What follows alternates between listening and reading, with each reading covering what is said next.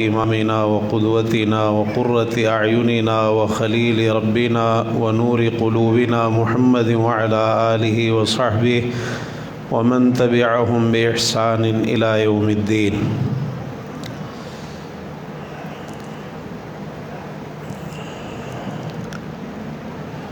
ہم نے گزشتہ کلاس میں یہ پڑھا تھا کہ پیارے پیغمبر جناب محمد رسول اللہ صلی اللہ تعالی علیہ وآلہ وسلم کو کس قدر کفار اور مشرکین کی طرف سے اذیتوں اور تکلیفوں کا سامنا کرنا پڑا۔ میں چاہتا تو یہ تھا کہ کچھ سوالات پچھلی کلاس کے حوالے سے پوچھ لوں، لیکن ہم آگے بڑھتے ہیں۔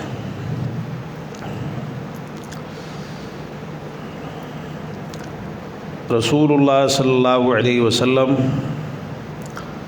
جب بھی کہیں کوئی دعوت پیش کرتے، اب سر عام کفار اور مشرکین نے آپ کا مذاق اڑانا شروع کر دیا، آپ کا استہزاء کرتے اور ایسی باتیں کرتے کہ لوگ آپ سے متنفر ہو جائیں۔ چنانچہ ایک موقع پر آپ اپنی قوم کو اسلام کی دعوت دے رہے تھے کہ اسی دوران زمعہ بن اسود، نضر بن حارث، اسود بن عبد یغوث، ابی بن خلف اور عاص بن وائل، یہ بڑے بڑے سرغنے ہیں کفار اور مشرکین کے، یہ اچانک وہاں آ گئے اور کہنے لگے اے محمد صلی اللہ علیہ وسلم، کاش کہ آپ کے ساتھ ایک فرشتہ ہوتا جو آپ کی حمایت میں بات کرتا اور لوگ براہ راست اسے سنتے اور دیکھتے۔ آپ ایسے اکیلے گھومتے ہیں، آپ کے ساتھ ایک فرشتہ ہونا چاہیے تھا، آپ جو کہتے وہ اس کی تائید کرتا، لوگ اس فرشتے کو دیکھتے اور اس کی باتوں کو سنتے۔ اللہ تعالیٰ نے اس کے متعلق یہ آیات نازل فرمائی، سورہ انعام آیت نمبر 8 اور 9، وَقَالُوا لَوْلَا أُنزِلَ عَلَيْهِ مَلَكٌ، انہوں نے کہا کہ اس پر فرشتہ کیوں نہیں اتارا گیا، یعنی اس نبی پر فرشتہ کیوں نہیں نازل کیا گیا۔ وَلَوْ أَنزَلْنَا مَلَكًا، فرمایا اگر ہم فرشتہ نازل کر بھی دیتے، لَقُضِيَ الْأَمْرُ، تو معاملے کا فیصلہ کر دیا جاتا، ثُمَّ لَا يُنظَرُونَ، پھر انہیں مہلت نہ دی جاتی۔ وَلَوْ جَعَلْنَاهُ مَلَكًا، اور اگر ہم اسے فرشتہ بناتے، لَجَعَلْنَاهُ رَجُلًا، یعنی اگر کسی فرشتے کو ہم بھیجتے بھی تو اسے بھی آدمی ہی بناتے، مرد ہی بناتے۔ وَلَلَبَسْنَا عَلَيْهِمْ مَا يَلْبِسُونَ، اور جس شبے میں اب وہ پڑے ہوئے ہیں اس شبے میں انہیں پھر بھی ہم مبتلا کر دیتے ہیں۔ اسی طرح ایک موقع پر اللہ کے رسول صلی اللہ علیہ وسلم ولید بن مغیرہ، امیہ بن خلف اور ابو جہل کے پاس سے گزرے، یہ بھی تینوں بڑے بڑے کافر ہیں، ولید بن مغیرہ، امیہ بن خلف اور ابو جہل۔ تو انہوں نے آپ کو انتہائی برے القابات سے پکارا اور آپ کا مذاق اڑایا۔ رسول اللہ صلی اللہ علیہ وسلم جب ان کی اس طرح کی باتیں سنتے تو آپ کو اس پر بہت زیادہ حزن و ملال ہوتا اور آپ افسردہ ہو جاتے کہ بجائے کہ یہ دعوت کو قبول کریں، حق اور سچ کا ساتھ دیں، الٹا یہ اس طرح مذاق اڑا رہے ہیں۔ چنانچہ ان کے اس فعل پر اللہ تعالیٰ نے یہ آیت مبارکہ نازل فرمائی، یہ جو پچھلی دو آیات ہیں اس سے اگلی آیت، وَلَقَدِ اسْتُهْزِئَ بِرُسُلٍ مِّن قَبْلِكَ فَحَاقَ بِالَّذِينَ سَخِرُوا مِنْهُمْ مَا كَانُوا بِهِ يَسْتَهْزِئُونَ، کہ آپ سے پہلے جو رسول گزرے ہیں ان کا بھی مذاق اڑایا گیا، تو جن لوگوں نے مذاق کیا تھا انہیں اس چیز نے آ گھیرا جس کا وہ مذاق اڑاتے تھے، یعنی عذاب نے مذاق اڑاتے تھے۔ آپ ڈراتے تھے نا ان کو کہ اگر تم نے بات نہیں مانی اور انکار کیا اور اسی روش پر ڈٹے رہے تو اس کا انجام انتہائی برا ہوگا۔ تو اللہ تعالیٰ فرماتا ہے اس چیز نے ان کو آ گھیرا جس چیز کا یہ مذاق اڑایا کرتے تھے۔ یہ سورہ انعام آیت نمبر 10۔ حجاج سہمی کے دو بیٹے تھے، نبیہ اور منبہ۔ یہ دونوں اللہ کے رسول صلی اللہ علیہ وسلم کے سخت مخالف تھے، آپ کو برا بلا کہتے، آپ پر طرح طرح کی آوازیں کستے، یہ ان کا پسندیدہ مشغلہ تھا۔ چنانچہ ایک دن انہوں نے پیارے پیغمبر جناب محمد رسول اللہ صلی اللہ علیہ وسلم سے بہت غلط قسم کی باتیں کی، آپ کا مذاق اڑایا، کہا کیا اللہ کو آپ کے سوا کوئی اور نہیں ملا جسے اللہ رسول بنا کے بھیجتا؟ استغفر اللہ، معاذ اللہ۔ آپ اندازہ لگائیے کس طرح اللہ کے رسول صلی اللہ علیہ وسلم کا مذاق اڑاتے تھے اور کس قدر آپ کو ان کی طرف سے اذیت اور تکلیف کا سامنا ہوتا تھا۔ اسی لیے اللہ تعالیٰ نے فرمایا وَلَقَدْ كُذِّبَتْ رُسُلٌ مِّن قَبْلِكَ فَصَبَرُوا عَلَىٰ مَا كُذِّبُوا وَأُوذُوا حَتَّىٰ أَتَاهُمْ نَصْرُنَا۔ یہ بھی سورہ انعام کی آیات۔ بڑی تسلیاں ہیں مکی صورتوں میں اللہ کے رسول صلی اللہ علیہ وسلم کے لیے۔ البتہ یقیناً آپ سے پہلے بھی رسولوں کو جھٹلایا گیا، انہوں نے جو ان کو جھٹلایا گیا اس پر صبر کیا، تکلیفیں بھی ان کو دی گئی، یہاں تک کہ ان کے پاس ہماری مدد آ گئی۔ کہنے لگے اللہ تعالیٰ کو آپ کے سوا اور کوئی نہیں ملا تھا جسے وہ رسول بنا کے بھیجتا؟ آپ کے علاوہ اور بھی بہت سے تجربے کار، پختہ عمر والے، خوشحال لوگ موجود ہیں، ان کو کیوں نہیں رسول بنا کے بھیجا گیا؟ اگر آپ سچے ہیں تو ایک فرشتہ لے کے آئیں جو آپ کی تصدیق کرے اور ہر موقع پر آپ کے ساتھ رہے۔ فرشتہ لے کے آئیں، آپ ایک فرشتہ آپ کے ساتھ ہونا چاہیے۔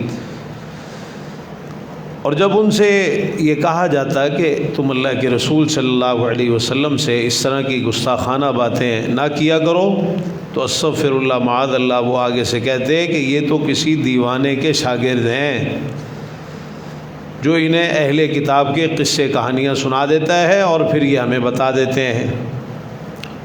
یعنی آپ ان کے سامنے جو خبریں پیش کرتے اس کو استغفر اللہ، معاذ اللہ، قصوں کہانیوں سے تعبیر کرتے، جیسا کہ اللہ تعالیٰ نے کئی مقامات پر قرآن مجید میں فرمایا اذا تتلی علیہ آیاتنا قال اساطیر الاولین، کہتے تھے یہ تو اساطیر الاولین ہے، اللہ کی آیات، کوئی تو پہلے لوگوں کے قصے کہانیاں ہیں۔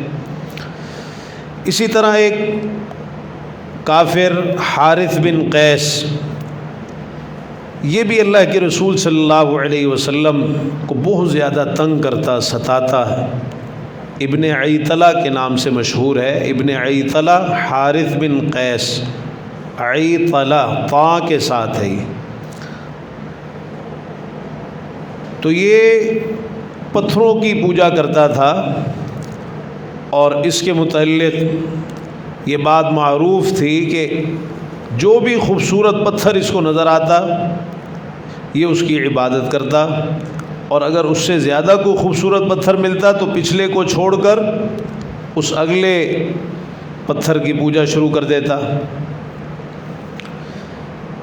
تو اس نے آخرت اور مرنے کے بعد دوبارہ اٹھایا جانا اس کا بہت زیادہ مذاق اڑایا۔ کہنے لگا کہ محمد نے صلی اللہ علیہ وسلم اپنے ساتھیوں کو استغفر اللہ، معاذ اللہ، دھوکہ دے رکھا ہے کہ موت کے بعد دوبارہ زندہ کر کے اٹھایا جائے گا۔ یہ صرف آپ کا فریب ہے، آپ کا دھوکہ ہے۔ اللہ کی قسم، ہمیں صرف ہمارا یہ زمانہ ہی ہلاک کرنے والا ہے، دوبارہ اٹھائے جانے کا کوئی تصور بھی نہیں ہے کہ دوبارہ زندہ کیا جائے گا۔ یہ وہی بات ہے جو اللہ تعالیٰ نے قرآن مجید میں ذکر فرمائی وَقَالُوا مَا هِيَ إِلَّا حَيَاتُنَا الدُّنْيَا نَمُوتُ وَنَحْيَا وَمَا يُهْلِكُنَا إِلَّا الدَّهْرُ، انہوں نے کہا ہماری بس یہی دنیا کی زندگی ہے، ہم مریں گے، زندہ ہوں گے اور یہ زمانہ ہی ہمیں ہلاک کرے گا۔ اللہ تعالیٰ نے حارث بن قیس کے بارے میں بطور خاص قرآن مجید کی یہ آیت مبارکہ نازل فرمائی، سورہ فرقان آیت نمبر 43، أَرَأَيْتَ مَنِ اتَّخَذَ إِلَٰهَهُ هَوَاهُ، آپ نے دیکھا اس شخص کو جس نے اپنی خواہشات کو اپنا معبود بنا لیا۔ افانت تکون علیہ وکیلا، کیا پھر آپ اس کے ذمہ دار ہیں؟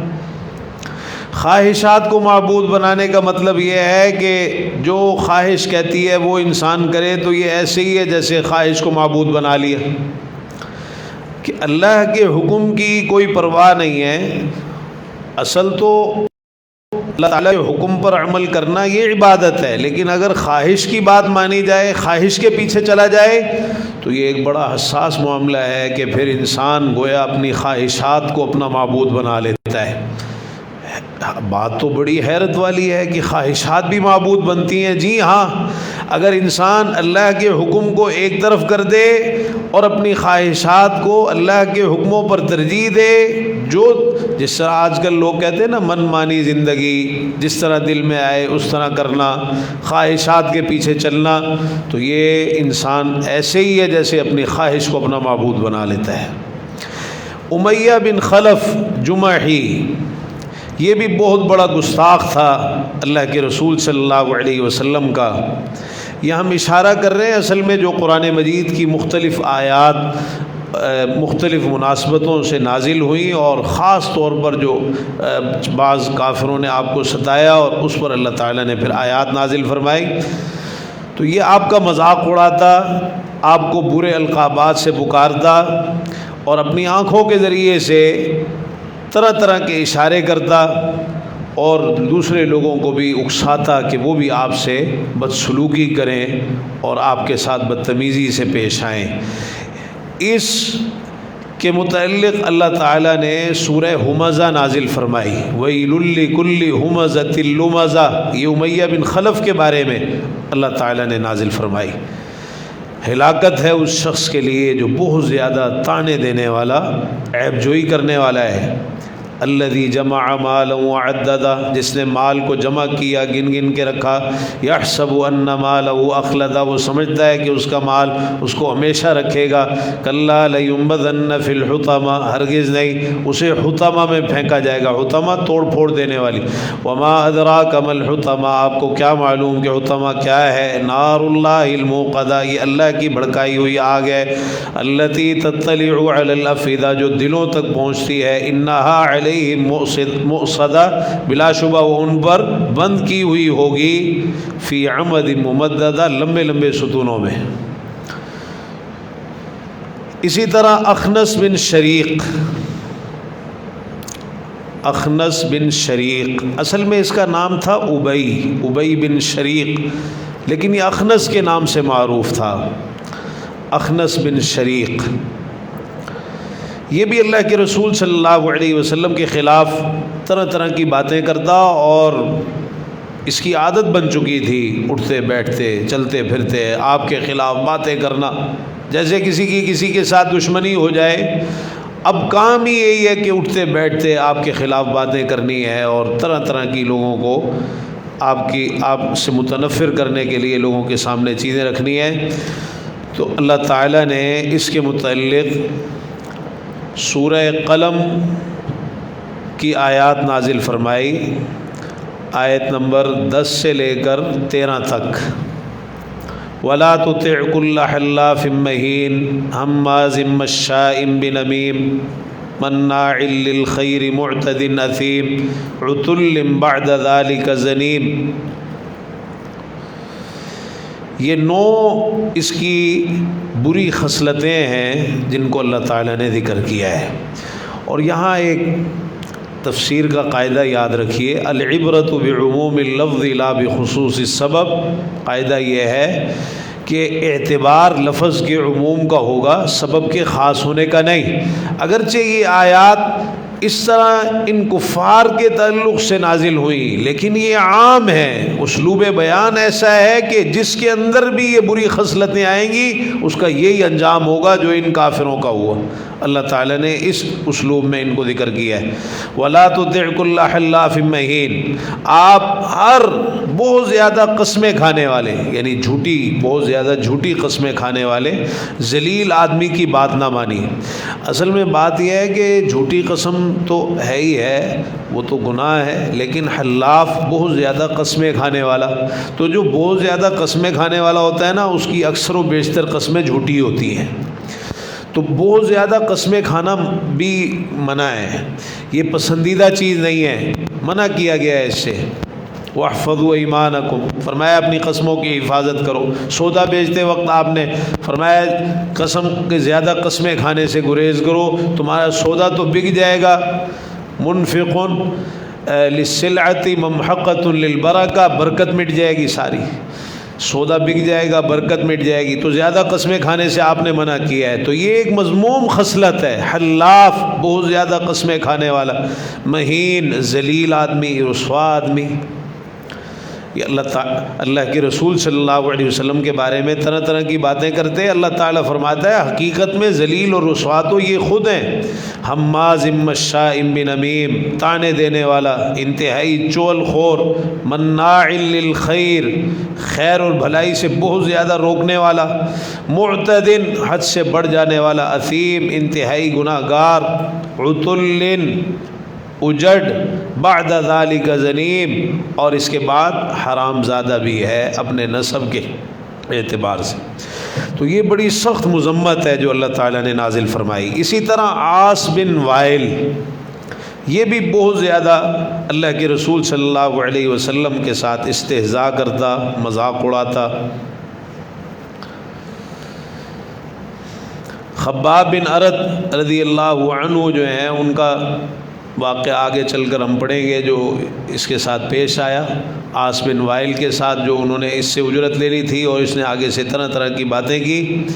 اس نے اصل میں خباب بن ارد رضی اللہ عنہ سے کچھ تلواریں تیار کروائی تھی، لوہار تھے، تو مسلمان ہو گئے، اسلام قبول کر لیا، تو یہ گئے اس سے اپنی اجرت لینے کے لیے، تو کہنے لگا کہ اللہ کی قسم، قیامت کے دن اللہ کے ہاں تمہارا اور تمہارے نبی کا درجہ مجھ سے بڑھ کر نہیں ہوگا، استغفر اللہ معاذ اللہ، اور اجرت دینے سے بھی انکار کر دیا۔ وہ صحیح بخاری کی روایت میں تفصیل ہے کہ کہنے لگا کہ پہلے تم جو ہے وہ انکار کرو، کفر کرو، تو پھر تمہاری اجرت دوں گا۔ خباب بن ارد رضی اللہ عنہ کہنے لگے کہ میں کفر تو نہیں کروں گا، چاہے تو مر کر دوبارہ زندہ ہو جائے۔ کہنے لگا اچھا ایسا ہوگا، پھر وہاں مال ملے گا، وہاں آنا، وہاں دوں گا۔ تو اس نے ان کے ساتھ بھی اس طرح مذاق اڑایا، مرنے کے بعد دوبارہ اٹھائے جانے کا انکار کیا۔ اللہ کے رسول صلی اللہ علیہ وسلم کی بھی یہ گستاخی کی، استہزاء کیا آپ کا۔ اللہ تعالیٰ نے اس کے متعلق آیات نازل فرمائی، سورہ مریم میں آیت نمبر 77 سے 80 تک کی جو آیات ہیں، یہ اس بدبخت عاص بن وائل کے بارے میں ہے۔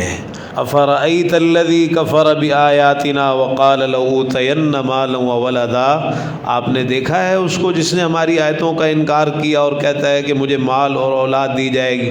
اطلع الغیب، کیا اس نے غیب کی اطلاع پا لی؟ ام اتخذ عند الرحمن عہدا، یا رحمان کے ہاں اس نے کوئی عہد لے رکھا ہے؟ کلا سنکتب ما یقول، ہرگز نہیں، جو یہ کہتا ہے ان قریب ہم اسے لکھ لیں گے۔ ونمد له من العذاب مدا، ہم اس کے لیے عذاب کو خوب بڑھا دیں گے۔ ونرثه ما یقول، جو یہ کہتا ہے اس کے ہم وارث ہوں گے۔ ویاتینا فردا، یہ ہمارے پاس تنہا آئے گا، وہاں اس کے پاس نہ مال ہوگا نہ کوئی اور چیز ہوگی، یہ تنہا آئے گا۔ جو مال ہے، دولت ہے، اس کا حقیقی وارث اللہ تعالی ہے۔ ایک دن پیارے پیغمبر جناب محمد رسول اللہ صلی اللہ علیہ وسلم مسجد حرام میں ولید بن مغیرہ کے ساتھ تشریف فرما تھے، آپ اس کو دعوت دے رہے تھے۔ دیکھیے ان کافروں نے آپ کو بڑا ستایا ہے، مختلف مواقع پر آپ کا بڑا مذاق بھی اڑایا ہے، لیکن پیارے پیغمبر جناب محمد رسول اللہ صلی اللہ علیہ وسلم، قربان جائیں فداہ ابی و امی، آپ نے ان کو دعوت دینا نہیں چھوڑا۔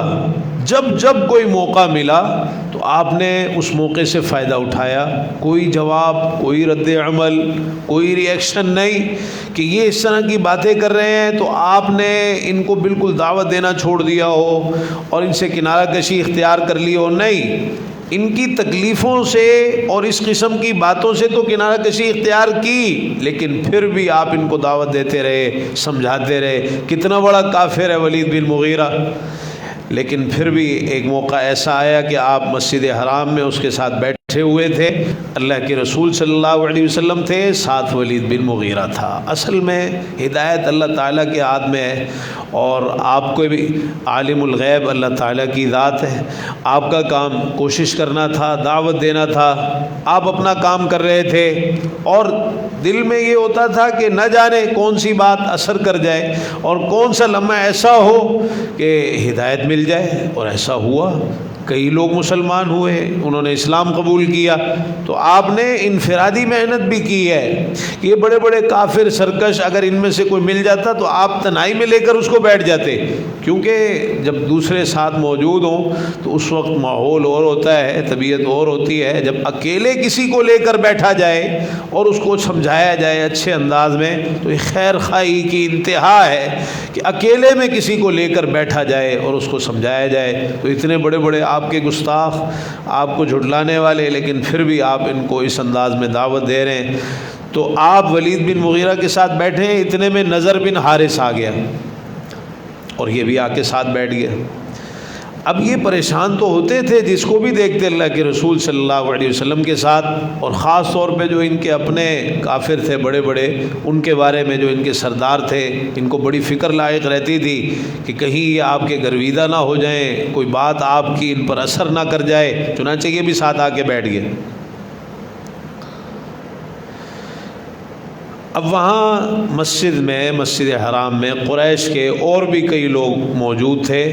رسول اللہ صلی اللہ علیہ وسلم نے گفتگو شروع کر دی۔ نضر بن حارث نے درمیان میں دخل اندازی کی۔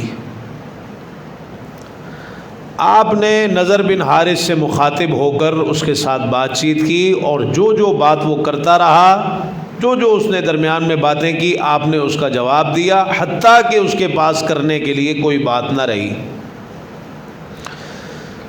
سارے لوگ متوجہ ہو گئے تھے، اور اب جو بات ہو رہی تھی وہ جو لوگ وہاں موجود تھے سب کے سامنے ہو رہی تھی۔ رسول اللہ صلی اللہ علیہ وسلم نے ان سب کو توحید کی دعوت دی، اور بالآخر قرآن مجید کی آیت مبارکہ تلاوت فرمائی، سورہ انبیاء آیت نمبر 98، 99 اور 100۔ انکم وما تعبدون من دون اللہ حسب جہنم، کہ تم اور جن کی تم اللہ کے سوا عبادت کرتے ہو یہ سب جہنم کا ایندھن ہے۔ یعنی اگر تمہاری یہی روش رہی اور یہی تمہارا طرز عمل رہا، شرک پر قائم رہے، تو پھر انجام اس کا یاد رکھنا کہ تم اور جن کی اللہ کے سوا تم عبادت کرتے ہو سب جہنم کا ایندھن بنیں گے۔ انتم لہا واردون، تم اس میں داخل ہو کے رہو گے۔ لو کان ہؤلاء آلہۃ ما وردوہا، یہ سمجھانے کا ایک اسلوب ہے، اگر یہ معبود ہوتے تو جہنم میں تو نہ جاتے، جہنم میں تو نہ جاتے، جہنم کا ایندھن تو نہ بنتے۔ وَكُلٌّ فِيهَا خَالِدُونَ، سب کے سب وہاں جہنم میں ہمیشہ رہیں گے۔ لَهُمْ فِيهَا زَفِيرٌ، جہنم میں ان کے لیے چیخنا چلانا ہوگا۔ وَهُمْ فِيهَا لَا يَسْمَعُونَ، اور اس میں کچھ بھی نہ سن پائیں گے۔ تم نے ان کو اپنا معبود بنایا ہے، یہ تمہارے معبودان باطلہ تو در حقیقت جہنم کا ایندھن بنیں گے۔ جب آپ نے یہ آیت سنائی، یہ آیت سنا کے آپ کھڑے ہو گئے، وہاں سے تشریف لے گئے۔ اتنے میں عبداللہ بن زبعرہ آ گیا، عبداللہ بن زبعرہ زا کے ساتھ، اور وہ بھی وہاں قریش کے لوگوں کے ساتھ بیٹھ گیا۔ ولید بن مغیرہ نے عبداللہ بن زبعرہ کو بتایا کہ اللہ کی قسم نضر بن حارث آیا، یعنی اللہ کے رسول صلی اللہ علیہ وسلم یہاں موجود تھے، نضر بن حارث آیا، وہ ابھی ابن عبد المطلب کے ساتھ کھڑا تھا، بیٹھنے بھی نہ پایا تھا، یعنی کھڑا تھا ابھی بیٹھا بھی نہیں تھا صحیح طرح۔ آتے ہی اس نے باتیں کی تو محمد صلی اللہ علیہ وسلم نے اس سے یہ کہا کہ ہم اور ہمارے یہ سارے معبود جن کی ہم عبادت کرتے ہیں جہنم کا ایندھن ہے۔ ابھی یہ بات ہوئی ہے، اور وہ یہ بات کہہ کے یہاں سے اٹھ کے چلے گئے ہیں، اور انہوں نے ہمارے اور ہمارے معبودوں کے بارے میں اس طرح کہا ہے۔ ابن زبارہ نے جب یہ سنا، کہنے لگا کہ اگر میری محمد سے ملاقات ہو جاتی صلی اللہ علیہ وسلم تو میں اس پر ان سے بحث کرتا۔ جاؤ جا کے محمد سے پوچھو صلی اللہ علیہ وسلم کہ اللہ کے سوا جن جن کی عبادت کی جاتی ہے، اگر وہ سارے لوگ اپنے اپنے جو ان کی عبادت کرنے والے ہیں، اگر وہ سارے اپنے اپنے جو عبادت کرنے والے لوگ ہیں ان کے ساتھ جہنم میں جائیں گے تو ہم تو فرشتوں کی بھی عبادت کرتے ہیں، یہودی عزیر علیہ السلام کی عبادت کرتے ہیں، عیسائی عیسیٰ علیہ السلام کی عبادت کرتے ہیں، تو کیا فرشتے عزیر علیہ السلام اور عیسیٰ علیہ السلام بھی جہنم میں جائیں گے؟ یعنی انہوں نے جو یہ کہا ہے کہ تم اور جن کی تم اللہ کے سوا عبادت کرتے ہو جہنم کا ایندھن ہے، تو ہم تو فرشتوں کی بھی عبادت کرتے ہیں۔ یہ مشرکین مکہ فرشتوں کو اللہ کی بیٹیاں کہتے تھے، تو ہم تو فرشتوں کی بھی عبادت کرتے ہیں۔ یہودی عزیر علیہ السلام کی عبادت کرتے ہیں، ان کو اللہ کا بیٹا کہتے ہیں۔ عیسائی عیسیٰ علیہ السلام کی عبادت کرتے ہیں، تو کیا یہ بھی جہنم میں جائیں گے؟ جاؤ جا کے پوچھو۔ یہ بڑی اس نے بڑک ماری وہاں سب کے سامنے۔ ولید بن مغیرہ اور دیگر جو قریش کے لوگ وہاں موجود تھے، انہوں نے جب یہ بات سنی کہنے لگے واہ، یہ بات تو تم نے بڑی قیمتی بات کی ہے، یہ تو بڑی کام کی بات تم نے کی ہے۔ اور انہوں نے یہ سمجھا کہ یہ ایسی بات ہے جس کا محمد صلی اللہ علیہ وسلم کے پاس کوئی جواب نہیں، کہ وہ اس کا کیا جواب دیں گے۔ پیارے پیغمبر جناب محمد رسول اللہ صلی اللہ تعالی علیہ وآلہ وسلم کو ان کے بارے میں پتہ چلا کہ انہوں نے آپ کے جانے کے بعد اس طرح کی بات کی ہے، تو آپ نے ارشاد فرمایا کل من احب ان یعبد من دون اللہ فہو مع من عبد، ہر وہ معبود جو یہ پسند کرتا ہے کہ اللہ کے سوا اس کی عبادت کی جائے، تو وہ بھی اس کے ساتھ ہوگا جس نے اس کی عبادت کی۔ یعنی اس کی عبادت کرنے والا اگر جہنم میں جائے گا تو وہ بھی اپنی عبادت کرنے والے کے ساتھ ہوگا۔ تو آپ نے یہاں وضاحت فرمائی کل من احب، ہر وہ جو پسند کرے۔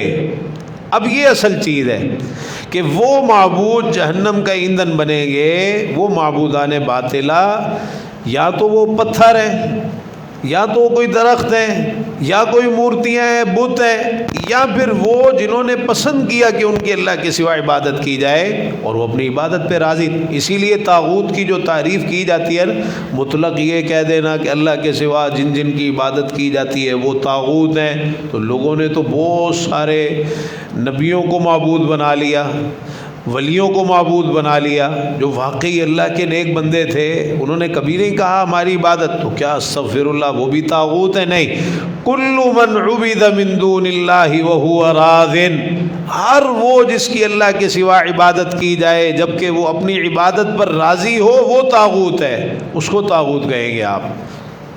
تو یہ فرق ہے۔ فرمایا انہم انما یعبدون الشیاطین، یہ تو در حقیقت شیطانوں کی عبادت کرتے ہیں، ومن امرتہم بعبادتی، اور شیاطین جن کی عبادت کرنے کا ان کو حکم دیتے ہیں یہ ان کی عبادت کرتے ہیں۔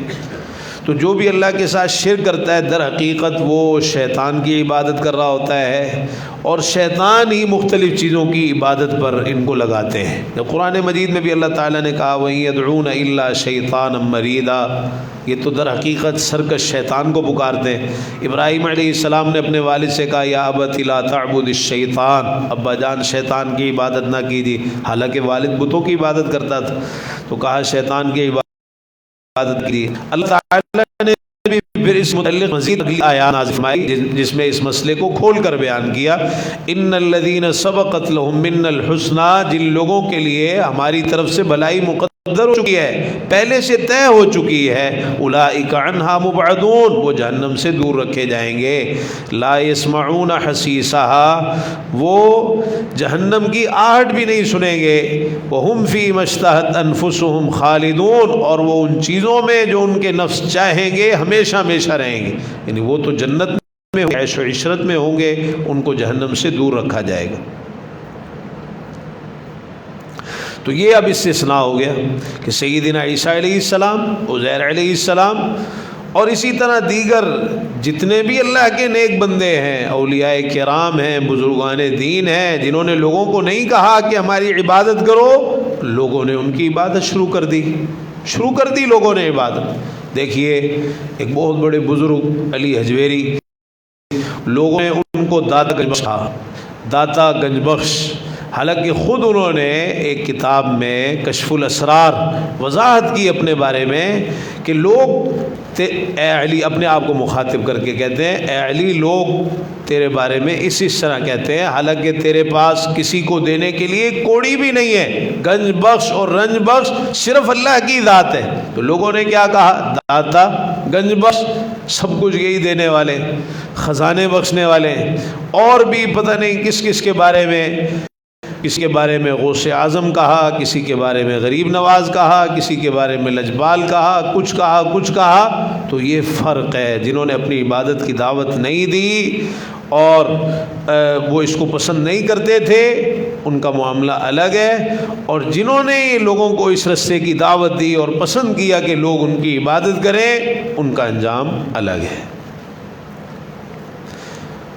اور انہوں نے یہ جو کہا کہ فرشتوں، اب مشرکین فخر کرتے تھے کہ ہم فرشتوں کی عبادت کرتے ہیں، ہم تو فرشتوں کو پوجتے ہیں جی، اور وہ کہتے تھے کہ یہ فرشتے اللہ کی بیٹیاں ہیں۔ اللہ تعالیٰ نے اس کا رد کیا قرآن میں، ان کو کیسے پتہ چلا؟ شہیدوا خلقہم، ان کی پیدائش کے وقت یہ موجود تھے فرشتوں کی جو اس طرح کی بات کر رہے ہیں۔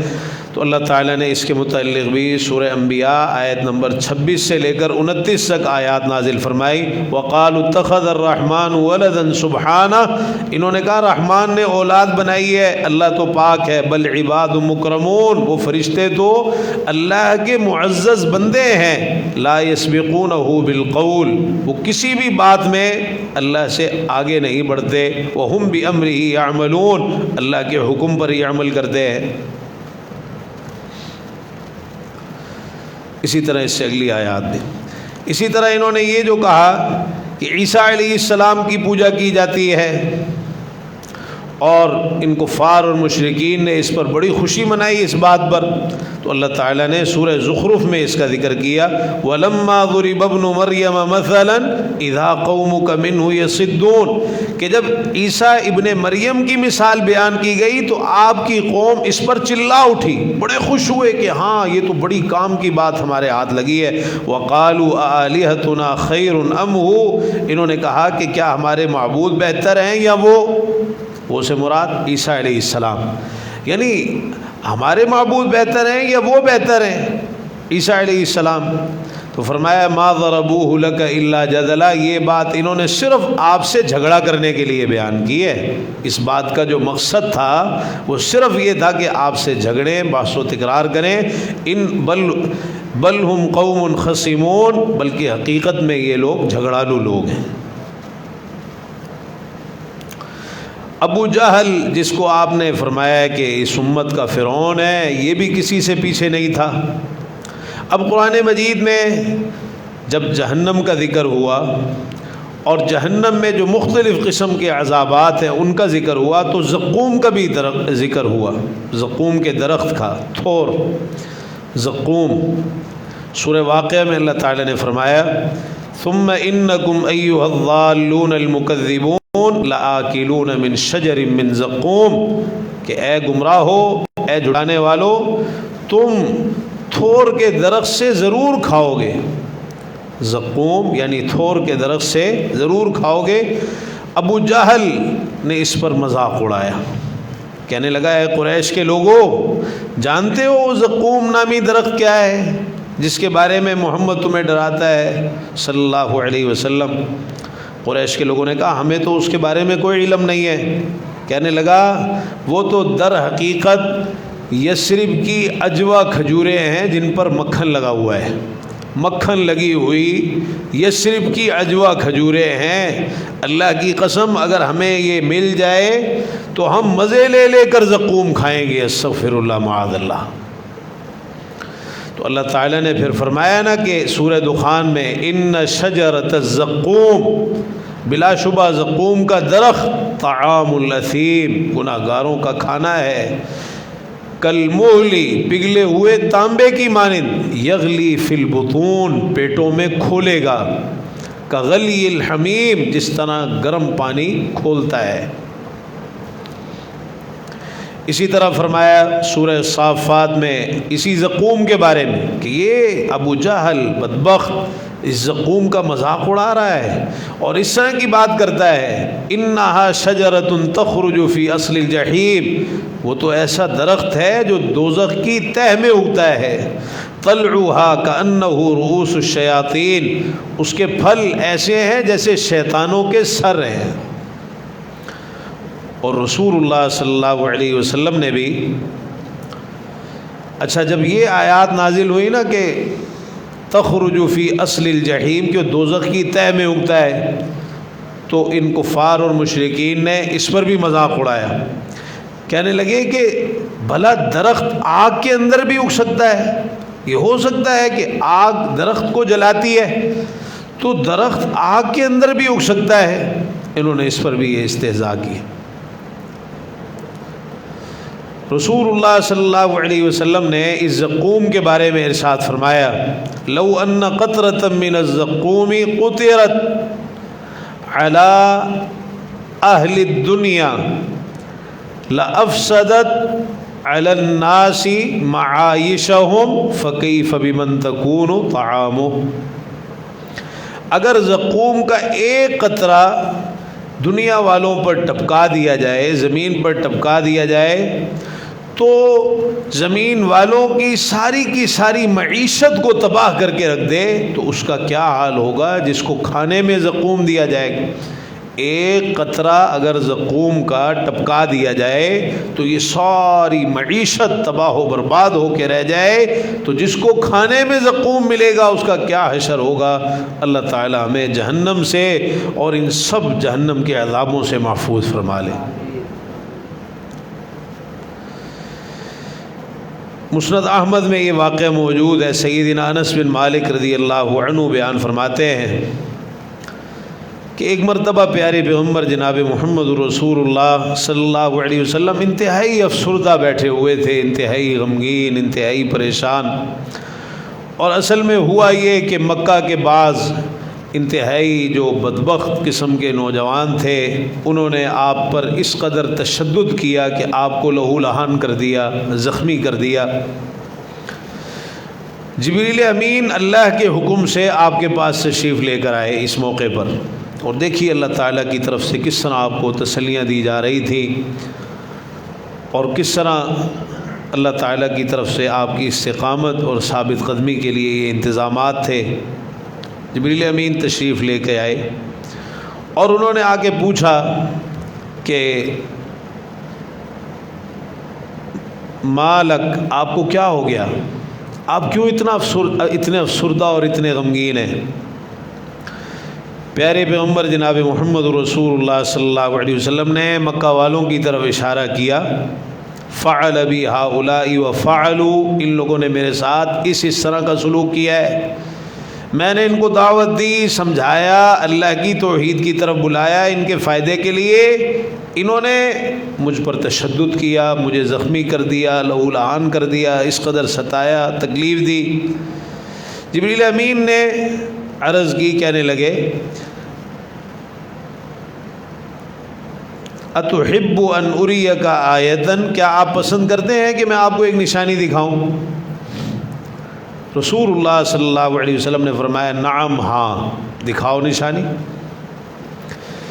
جبریل امین نے دور وادی کے پیچھے کی جانب ایک درخت تھا، اس کی طرف دیکھا کہنے لگے ادعو بتلک الشجرہ، وہ جو درخت نظر آ رہا ہے آپ اس درخت کو بلائیے، یہ اللہ کی طرف سے آپ کے لیے نشانی ہے کہ آپ اللہ کے سچے نبی اور رسول ہیں، آپ اس درخت کو بلائیے۔ آپ نے اس درخت کو بلایا، وہ درخت وہیں سے چل پڑا اور پیارے پیغمبر جناب محمد رسول اللہ صلی اللہ علیہ وسلم کے سامنے آ کر کھڑا ہو گیا، بالکل سامنے آ کے کھڑا ہو گیا چلتا ہوا۔ یہ آپ کا معجزہ ہے۔ جبریل امین کہنے لگے مرھا فلترجع، اب آپ اس کو حکم دیجئے کہ یہ واپس اپنی جگہ پہ چلا جائے۔ پیارے پیغمبر جناب محمد رسول اللہ صلی اللہ علیہ وسلم نے اس درخت کو حکم دیا تو وہ واپس اپنی جگہ پہ چلا گیا، اور آپ نے فرمایا حسبی، میرے لیے یہ نشانی کافی ہے۔ اصل میں یہ جو آپ کا غم تھا اور آپ کی پریشانی تھی اس کو دور کرنے کے لیے ہے، اللہ کی طرف سے مزید ایک دل کے اطمینان کے لیے آپ کو یہ نشانیاں، یہ معجزات وقتاً فوقتاً دیے گئے۔ اور آپ کو حیرت ہوگی کہ معراج، اسراء و معراج کا جو عظیم معجزہ آپ کو دیا گیا وہ بھی ایسے ہی حالات میں دیا گیا کہ جب آپ کو ایک طرف اتنا ستایا جا رہا تھا، تکلیفیں دی جا رہی تھی، آپ کے چچا ابو طالب جو آپ کا دفاع کرتے تھے وہ بھی دنیا سے رخصت ہو گئے، آپ کی غمگسار زوجہ سیدہ خدیجہ رضی اللہ عنہا وہ بھی دنیا سے رخصت ہو گئی، اور اسی طرح طائف والوں نے بھی انتہائی آپ کو ستایا اور تکلیف دی، اور کفار کی اذیتیں بھی بڑھ گئیں، تو اللہ کی طرف سے کیا آپ کی تسلی کے لیے اور آپ کو نوازنے کے لیے کیا انتظام ہوا؟ اسراء و معراج کا معجزہ آپ کو عطا کیا گیا، اس طرح کی نشانیاں آپ کو عطا کی گئی۔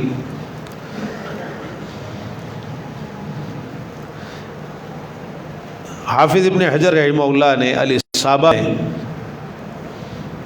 یہ واقعہ بھی ذکر کیا ہے کہ ایک مرتبہ پیارے پیغمبر جناب محمد رسول اللہ صلی اللہ علیہ وسلم مسجد حرام میں علی الاعلان لوگوں کو اسلام کی دعوت دینے کے لیے کھڑے ہوئے، اور آپ نے فرمایا قولوا لا الہ الا اللہ تفلحوا، لوگوں لا الہ الا اللہ کا اقرار کر دو کامیاب ہو جاؤ گے۔ قریش کے لوگوں نے جب یہ سنا تو وہ کس طرح برداشت کر سکتے تھے، انہوں نے فوراً آپ کے اوپر حملہ کیا۔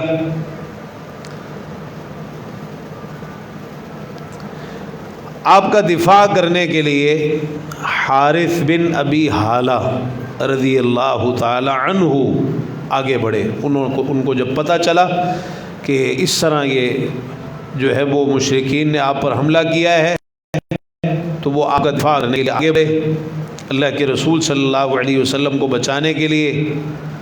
رکن یمانی کے پاس قریش سے ان کا آمنا سامنا ہوا۔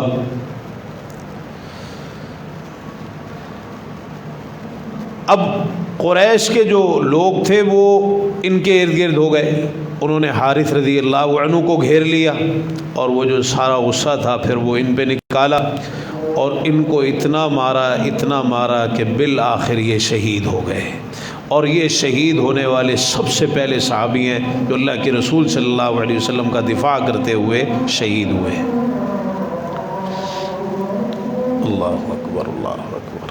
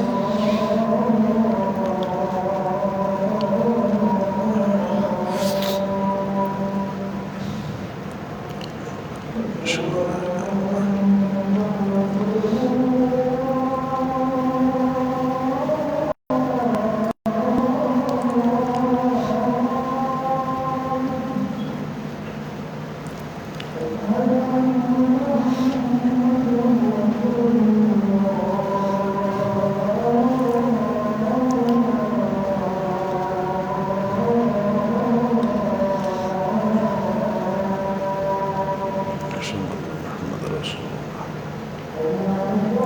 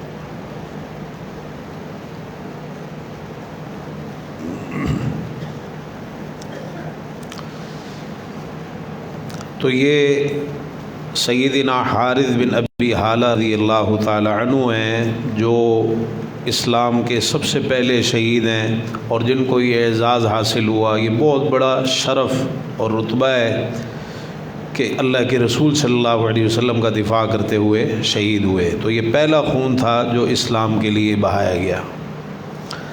اب آپ کو یہاں تھوڑی سی حیرت ہوگی، یہ حارث بن ابی حالہ کون ہے؟ بتائیں گے نسب کے اعتبار سے؟ اچھا چلیے بتائیے۔ سیدہ خدیجہ رضی اللہ عنہ کی جب اللہ کے رسول صلی اللہ علیہ وسلم کے ساتھ شادی ہوئی تو اس سے پہلے کتنے ان کے جو سابقہ خاوند ہیں وہ کتنے تھے؟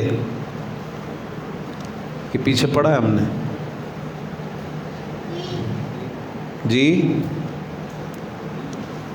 دو تھے۔ پہلی شادی ان کی عتیق بن عابد کے ساتھ ہوئی یا عتیق بن عائد، دوسری شادی ابو حالہ کے ساتھ۔ ابو حالہ سے یہ ان کے بیٹے تھے حارث، تو یہ سیدہ خدیجہ رضی اللہ عنہا کے بیٹے تھے حارث بن ابی حالہ، جو ان کے سابقہ خاوند ابو حالہ سے تھے۔ اور یہ اللہ کے رسول صلی اللہ علیہ وسلم، ہم یہ تو سنتے ہیں کہ سیدہ خدیجہ رضی اللہ عنہا نے آپ کے لیے اپنا مال سارے کا سارا قربان کر دیا اور سب آپ کے حوالے کر دیا، آپ پر نچھاور کر دیا، تو بیٹے بھی نچھاور کیا آپ پہ۔ یہ سب سے پہلے جو شہید ہونے والے یہ ان کے بیٹے ہیں حارث، اللہ کے رسول صلی اللہ علیہ وسلم کے ایک سے انہوں نے تربیت حاصل کی اور سیدہ خدیجہ کے سابقہ خاوند ابو حالہ سے تھے۔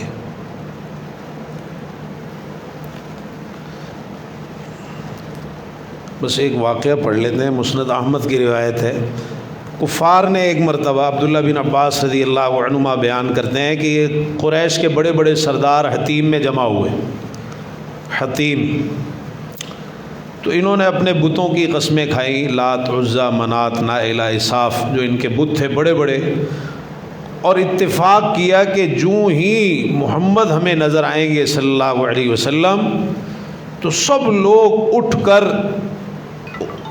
اکٹھے کھڑے ہوں گے اور ان پر ٹوٹ پڑیں گے اور ان پر حملہ کریں گے، اور کوئی بھی ہم میں سے اس وقت تک پیچھے نہیں ہٹے گا جب تک کہ ہم ان کو قتل نہ کر ڈالیں، شہید نہ کر ڈالیں۔ سیدہ فاطمہ رضی اللہ عنہا کو کفار کے اس گھناؤنے منصوبے کا علم ہو گیا اور پتہ چل گیا کہ میرے بابا کو شہید کرنے کا ان ظالموں نے یہ منصوبہ بنایا ہے۔ وہ روتی ہوئی پیارے پیغمبر جناب محمد رسول اللہ صلی اللہ علیہ وسلم کی خدمت میں حاضر ہوئیں اور عرض کی کہ قریش کے سرداروں نے آپ کے خلاف قسمیں کھا کے آپس میں یہ معاہدہ کیا ہے کہ جو ہی آپ کو دیکھیں گے آپ پر ٹوٹ پڑیں گے اور پیچھے نہیں ہٹیں گے جب تک کہ آپ کو شہید نہ کر ڈالیں۔ اور ان میں سے ہر ایک آپ کے خون سے اپنے ہاتھ رنگنے کے لیے بے چین ہے۔ پیارے پیغمبر جناب محمد رسول اللہ صلی اللہ علیہ وسلم نے بڑے اطمینان اور بڑے وقار کے ساتھ فرمایا، میری بیٹی مجھے وضو کراؤ۔ آپ نے وضو کیا اور اس کے بعد آپ ان کے پاس حرم میں تشریف لے گئے، اور جب ان لوگوں نے آپ کو آتے دیکھا تو فوراً چلائے، ایک دوسرے کو بتایا کہ دیکھو وہ آ گئے وہ آ گئے۔ لیکن قربان جائیں کہ ان کی سب کی آنکھیں جھک گئی اور ان کی گردنیں لٹک کر سینوں سے لگ گئیں، اور وہ سارے کے سارے حیرت زدہ ہو کر بیٹھے رہے۔ کسی کو اٹھ کر جانا تو دور کی بات ہے، آپ کی طرف آنکھ اٹھانے کی بھی جرأت نہ ہوئی۔ اس طرح ان کا جو سارے کا سارا پلان تھا وہ دھرے کا دھرا رہ گیا۔ رسول اللہ صلی اللہ علیہ وسلم ان کے بالکل قریب آ کے ان کے سروں پر کھڑے ہو گئے۔ آپ نے اپنی مٹھی میں مٹی لی تھوڑی سی اور ان کی طرف پھینکی اور فرمایا، شاہت الوجوہ، چہرے بگڑ جائیں۔ یہ کہہ کے مٹی آپ نے ان کی طرف اچھال دی، اور عبداللہ بن عباس رضی اللہ عنہما بیان فرماتے ہیں کہ جس جس پر بھی وہ مٹی پڑی اس کا حشر یہ ہوا کہ بدر کے دن کفر کی حالت میں واصل جہنم ہوا۔